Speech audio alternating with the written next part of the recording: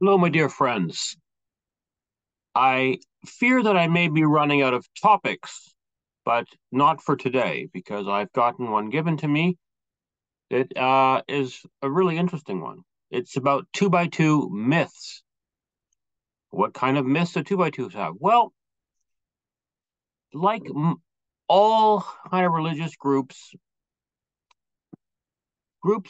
try to create stories that reinforce the specialness of their group. Uh, to make it seem that the other groups don't have this specialness, and these sort of myths are, some of them are, some myths are actually real, they're not fake, but in a two by two's case these are all fake, but and we're going to get into them, but I want to just give some context here. So, like, in Christianity in general, especially with the Roman Catholic and Orthodox, Lutheran and Anglicans, the liturgical groups, they have saints, right? And these saints are people who, whatever, something about their lives was very significant. Usually things that were very different than for the average people. And actually, I know this for a fact because I've talked to the people who do this. If, if someone who becomes a saint in the Roman Catholic Church, they don't just it's not doesn't just decided that that person's a saint. There's actually a huge investigation that goes on for many many years. Could go on for decades, and they try to talk to everyone who's ever known this person, and they have what's called a devil's advocate. That's actually the name of a person who tries to go and break the story, to destroy the story, to try to show that this person's not a saint, and of course, if you can't find evidence to show the person's not a saint, and they have all this evidence that shows the person was exceptional, they'll put them through this multi-stage process of becoming venerable or blessed or venerable or whatever, such and such, before they finally, the last step is sainthood. I'm just trying to point out that having these sort of people in your group, um, it doesn't have to be just pure myths. Like, some Christian denominations actually have very stringent criterion and stringent processes before these sort of stories get admitted into their group. But in the two by twos case, they also have these stories, but they don't have any stringent processes, and they don't have any methodologies. The stories just seem to come, well, frankly, from out of nowhere. Perhaps, actually, these stories come from the mouths of the two by two ministers, and usually not ministers in general, come from one minister um, who mentions it at conventions as part of his speaking shtick, or you know, so forth. Because I don't know if people are very aware, but there are certain two by two ministers who are kind of just rock stars, might be the word. Like, no, who are exceptional speakers, and in a sense that they're hucksters par excellence, right? So they are, and they, whatever comes to their mind or whatever comes to the tip of their tongue, they say, and that's how basically all of these myths that I'm about to get into, that's where they came from. So let's go get started because it's pretty exciting. So the first is, if you were raised in two by twos and you lived in the United States, certainly, of course, in the 20th century, it's very, very likely that you heard that the President of the United States, Abraham Lincoln, was a two by two. Now, not really officially a two by two, but he knew the two by two. He knew the truth, and he was a two by two in his heart, and that is why he ended slavery. That's a real story that I've heard repeated many times. Abraham Lincoln, a two by two. Of course, there's no evidence for this at all. Abraham Lincoln was a very devout Christian, but he was not a two by two. And you can go look up his bio on Wikipedia. It's very well documented. Well, another one, which you in America you would hear similarly, is of course George Washington. He also, as you know, was a two by two, and that's why he's able to. He was the father of the U.S. United States of America, and that was because of two by two. Now, obviously, this is total nonsense. George Washington was an Anglican, right? Church of England, and later became Episcopalian when they changed the name of the church. Like basically every elite person from Virginia and from the Carolinas, from the so-called South of the United States. Total nonsense. But I've heard this from 2x2 leaders also, that he's George Washington. Why do they want to pick these people? Why are they picking Lincoln and Washington? Well, because those are names that the average, peasant person knows, or knows of at least. And so, it's if you said, it was John Hancock, he was a 2x2. Well, basically no average 2x2 would know who John Hancock is. Right? Of course, John Hancock was not a 2x2, by the way.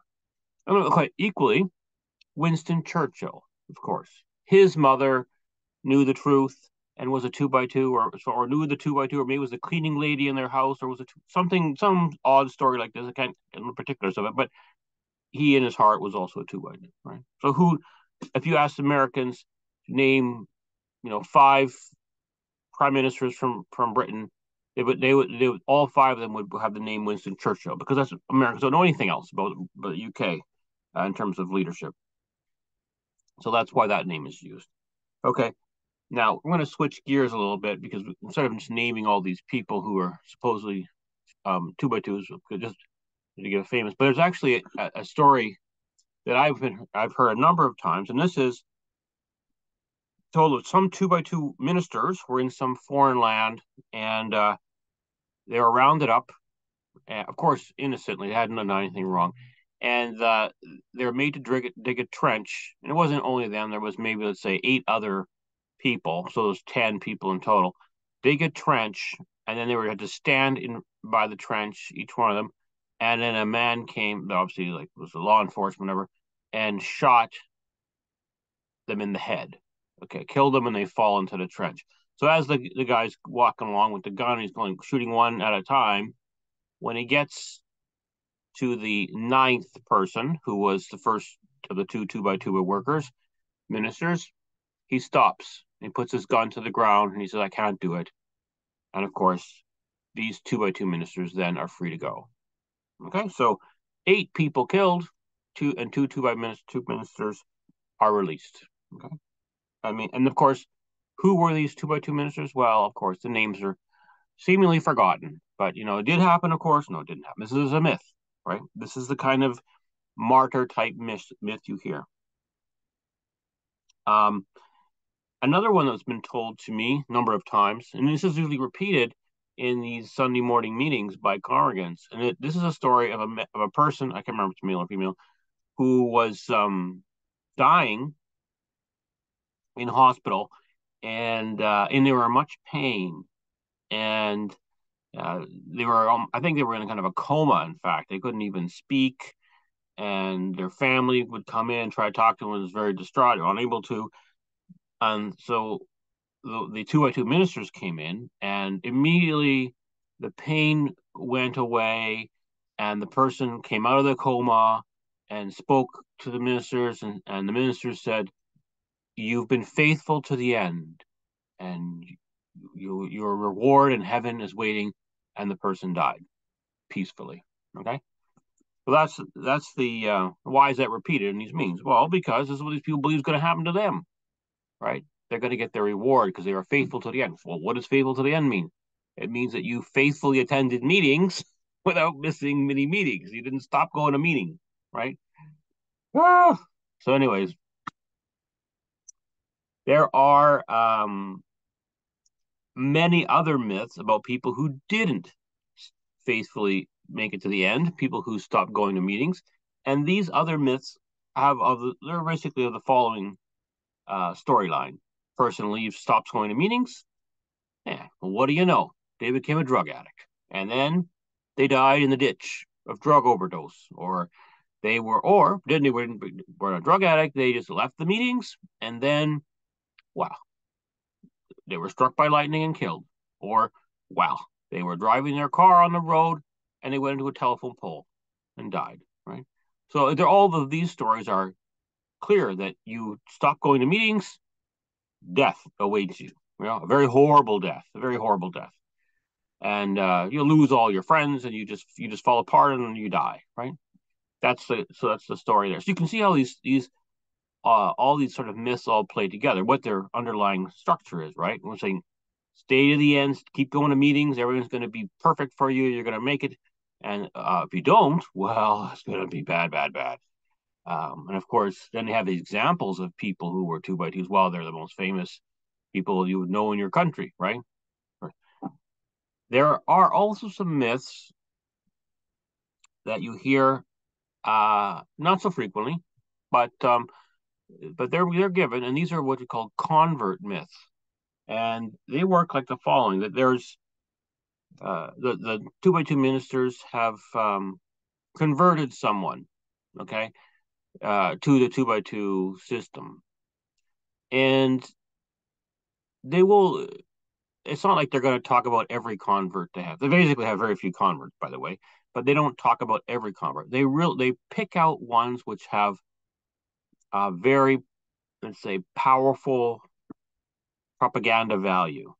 Now they're not going to say, we had a person who was a evangelical pastor and became a two by two. Well, they don't have any examples like that, but they wouldn't use that sort of example because that's not as powerful as saying the following, which is we had a person who was a Catholic and that person became a two by two. Now, they'll never tell you the full story. There actually are cases of these people who were Catholic, but they never tell you the full story. Is that you're never going to find what they call a active Catholic who's going to convert to two by twoism, meaning it's someone who's goes to Catholic church regularly and also knows their faith well.